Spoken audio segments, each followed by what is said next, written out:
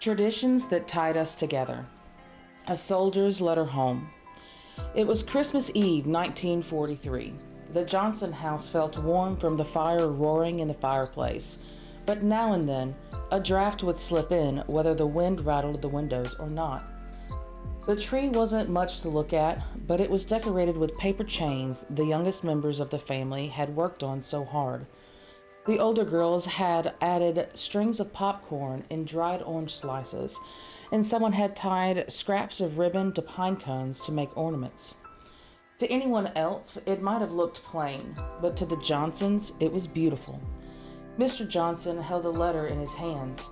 It had arrived earlier in the week, but they saved it for tonight, so Henry's words could be part of Christmas Eve. The family gathered close. Miss Johnson sat her knitting aside, and Tommy bounced on the edge of his chair with excitement. The three girls whispered to each other and then shushed, and Grandma sat with her hands folded neatly in her lap, her sharp eyes softer than usual. Mr. Johnson opened the envelope carefully, smoothing the paper. His voice carried into the quiet room. "My dearest family," Henry had written, "I miss you more than I can say. Nights here are long, and the days are even longer. Tommy, I hope you're helping around the house and not pestering the girls too much. Girls, I trust you're giving Mother a hand and not just fussing over your hair. And Mother, if I close my eyes, I can taste your roasted chicken. As for Grandma, I'll say this. If the Army cooks had their stuffing recipe, there wouldn't be a single complaint in the mess hall." Grandma sniffed, her chin tilting upward, but everyone caught the smile tugging at her lips. Mr. Johnson continued, "I've peeled so many potatoes that I have even started to dream that I'm peeling potatoes.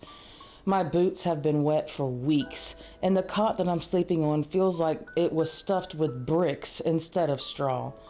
But I've got good fellows beside me, and we do our best to keep up our spirits.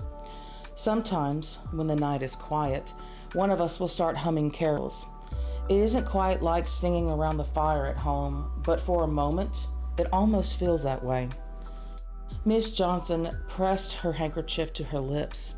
Tommy sat straighter, as if his brother's words were meant for him alone. Then Mr. Johnson chuckled, his voice breaking the hush. And here's something else that he added in the margin. He turned the page for everyone to see. Henry had sketched a stick figure of himself, a crooked Santa hat on his head, and perched on a crate with a potato in one hand and a knife in the other. The expression was comically exaggerated, mouth downturned, eyes drooping, and shoulders slumped in defeat. The pile of potatoes beside him was taller than the figure itself. Tommy shot to his feet. "Let me see!" he cried, nearly bumping into the tree with his rush. A paper chain fluttered, swinging back and forth until one of his sisters steadied it. "Easy there, boy," Mr. Johnson said, still chuckling. Tommy studied the doodle, then darted to the desk. He snatched a pencil and a scrap of paper. "I can draw it better than Henry," he declared, hunched over his work, tongue poking from the corner of his mouth. His sisters leaned in, one of them covering her mouth to hide a grin. Tommy's pencil scratched across the paper, and at last he held up his masterpiece. Henry, with jug-handled ears, potatoes bouncing clear across the barrack floors, and a ladle so enormous it looked like a snow shovel. The sisters collapsed in giggles. One tumbled back against the sofa cushions, tears streaming from her eyes. Miss Johnson laughed until her shoulders shook and she had to wipe at her cheeks. Even Grandma, who rarely indulged in silliness, chuckled softly and shook her head. The laughter tumbled out so freely it seemed to chase away every heavy thought in the room.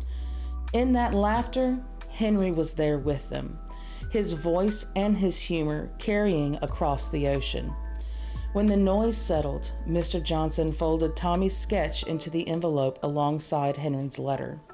"These drawings belong together," he said, and no one argued. Later, when the fire had burned low and the little ones had gone to bed, Miss Johnson lingered in the lamplight with the envelope in her lap. She traced the fold lines with her fingers as if she could keep her son close that way. The war had taken him from home, and there was no telling when they'd get to see him again, but she held on to the sound of the family's laughter fresh in her ears. That Christmas Eve, the Johnsons didn't dwell on the shortages or worry. What stayed with them was Henry's voice on the page, his silly doodle, and the joy that filled their home because of it. Merry Christmas from the Paawz house. See you tomorrow.